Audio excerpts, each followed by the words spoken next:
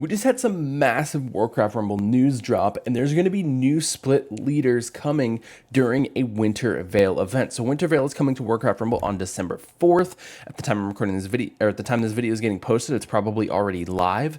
Once the event starts, you can complete challenges to earn tickets and then exchange those tickets for rewards of your choice, much like every other event that we have in Warcraft Rumble. New cosmetics will be available during the event, including a Winter Veil player avatar, Jingle Bold Kobold skin, and more. And a big thank you to Warcraft Rumble for sponsoring today's video. The Winter Veil will run for 30 days and featuring a new split leader and reward tree every 10 days. Malfarian Stormrage, followed by a new Barak and Orgrim Doomhammer. So the Malfarian Stormrage is going to be live from December 4th to December 13th. Anubarak, I'm probably butchering these names, will be live from December 14th to December 23rd. And then Orgrim Doomhammer will be live from December 24th to January 2nd. And tickets will be cashed out between reward trees, so they will not carry over to the subsequent reward tree. Be sure to use these tickets before each of the 10-day events ends. Unspent tickets will not carry over and will be converted to Arclight Energy at a ratio of 20-1. During the event, collect gifts to and be sure to defeat rocket trees to send it off to its next destination to spread holiday cheer. There's going to be new shop offers. Warcraft Rumble will be coming to PC, which is awesome. And beginning on December 8th, log in daily to claim tomes, coins, tinker, gems, and a PC player avatar, and a copy of each new split leader and more, which is going to be huge. And there will be new bundles to celebrate the PC beta starting on December 10th, and you'll have to check them out on the battle.net shop page. Open queue. Players will now have the option to be matched with players outside of their guild for siege and raid. So you don't have to wait for somebody in your guild to be online. You could just kind of queue up and go through. This is a huge change for siege and raids. And then we'll have Arclight boosters available. We've added the ability to trial Arclight boosters before purchase.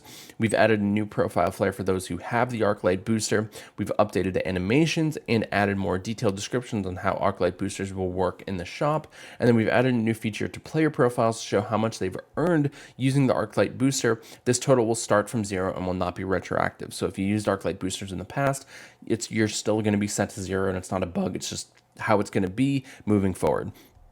And then there's also some bug fixes and optimizations. Pop-up will now notify players when they need to update their version of the game. So that way, when they match with their partner, being on different versions of the game can prevent players from being able to queue in sieges or raids together, especially now that those are public queues.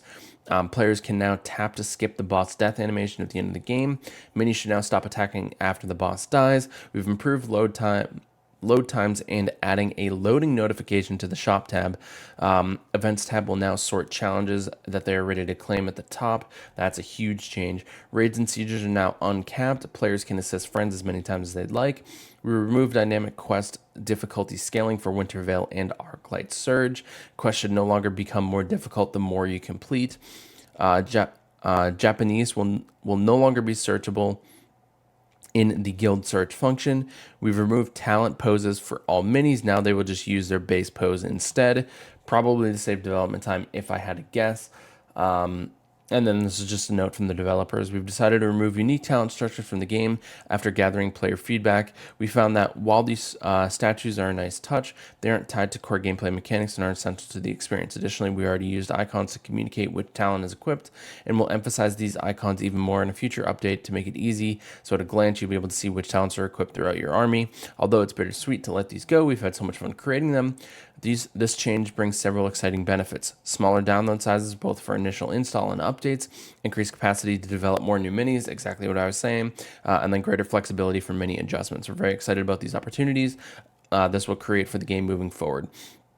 The open queue, Arclight booster, and bug fixes and optimizations are currently scheduled for the next update. So stay tuned for that. Those are what's coming in the update, but the Winter Veil events are going to be coming. The new split leaders are going to be coming, which is going to be huge.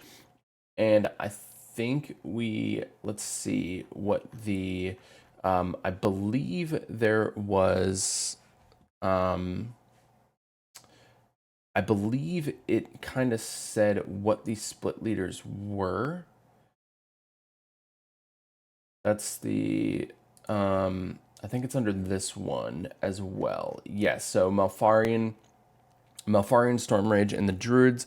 Archdruid of Moonglade, co-leader of the Night Owls, beloved partner to Tyrannad, Whisperwind, brother to Illidian Stormrage, and honored Shandau among his people. So the Malfarion Stormrage is going to be the split leader. It's going to be Alliance and Cenarion. It's going to cost 4 gold. It'll have 1240 health. It'll do 190 damage. It'll be Elemental, Healer, and Seeds of Protection. And then its attack is a single target ranged elemental attack. It's going to have talents, Natural Salve, which is going to nearby poison damage will heal Malfarion. Deep Slumber, you'll deploy Malfarion asleep and stationary, and then will awaken once attacked. And then so that way you can kind of like put him towards your turret, and then like build up an army. And then once he gets attacked, he'll awaken. He'll start moving. Germinate after 30 seconds. If at least 1 seed of protection remains, it'll apply seed of protection to all allied buildings and meeting stones, which is really cool. So that is Malfarion. Honestly, looks really, really cool. Each split leader will be available and upgrade to unlock for a limited time during the 10-day event. Malfarion must be unlocked before he will begin to show up in the grid and everything like that. So that is going to be awesome to see all of these split leaders coming to Warcraft Rumble. Let me know which one you are excited for down in the comment section below. And a big thank you to Warcraft Rumble for sponsoring today's video.